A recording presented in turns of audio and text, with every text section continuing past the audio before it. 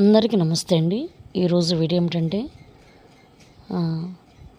ఇక్కడ వర్షం అయితే బాగా పడిందండి. ఆ వర్షానికి మన ఆశ్రమంలో ఉన్న కొన్ని వైర్లు అయితే కాలిపోవడం వల్ల ఒక సైడ్ అంతా కూడా కరెంట్ అనేది ఆగిపోయింది. ఆశ్రమంలో ఒకవైపు ఉన్న 2 కరెంట్ బోర్డ్స్ అయితే పనిచేయటం లేదండి. టైం చూస్తే 9:30 అవుతుందండి.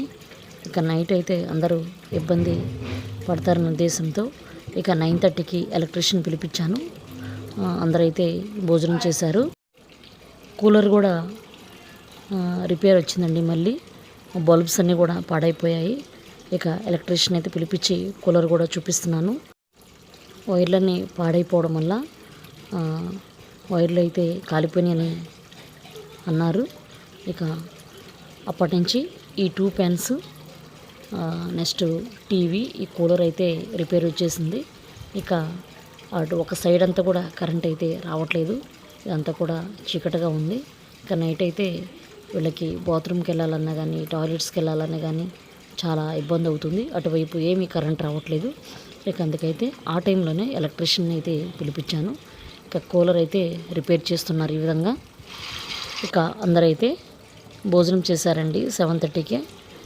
ఇప్పుడు టైం వచ్చి 9:30 అవుతుంది. ఇక అందరూ తిని పడుకొని రెస్ట్ తీసుకునే టైం కాబట్టి ఇక చాలా ఇబ్బంది పడతారు నైటు.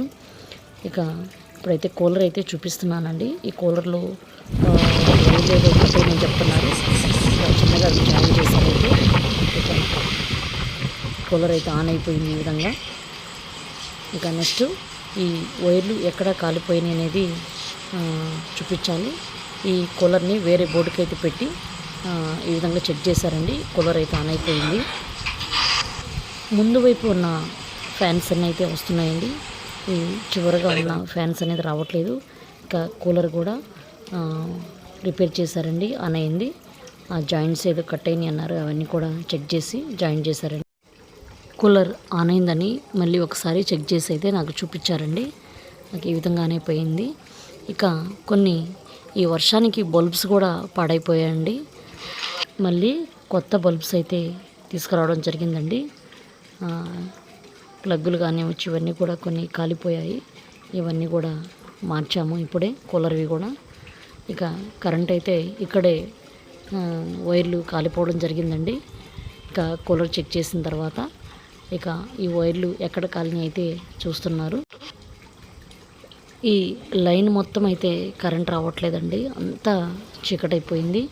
ఇంకా పైకి వెళ్ళడానికి కానీ, వీళ్ళు బాత్రూమ్కి వెళ్ళడానికి కానీ, టాయిలెట్కి వెళ్ళడానికి అయితే పూర్తిగా కరెంట్ అనేది లేదు. ఇక లోపల మాత్రమే ఉంది. ఈ బయటంతా కూడా కరెంట్ లేదండి. వీళ్ళంతా పెద్దవారు కదండి. కొందరికి కళ్ళు కనిపించిన వాళ్ళు ఉంటారు, కొన్ని నడవలేని వాళ్ళు ఉంటారు. అలాంటి వాళ్ళకి, పెద్దవారికి మామూలుగానే ఇబ్బందిగా ఉంటుంది.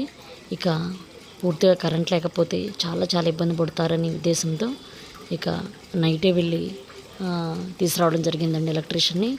మేమైతే బల్బులే పాడైపోయి అనుకున్నామండి. బల్బులు మారిస్తే సరిపోతుంది అనుకున్నాము. కానీ తర్వాత అన్నీ చెక్ చేస్తే బోర్డు అసలు కరెంట్ రావట్లేదని అయితే మాకు అర్థమైంది. అవి అన్నీ చూసుకునేసరికి లేట్ అయిపోయిందండి. లేకపోతే మార్నింగే ఏదో ఒక టైంలో పిలిపించి అయితే చూయించేదాన్ని పాటికి.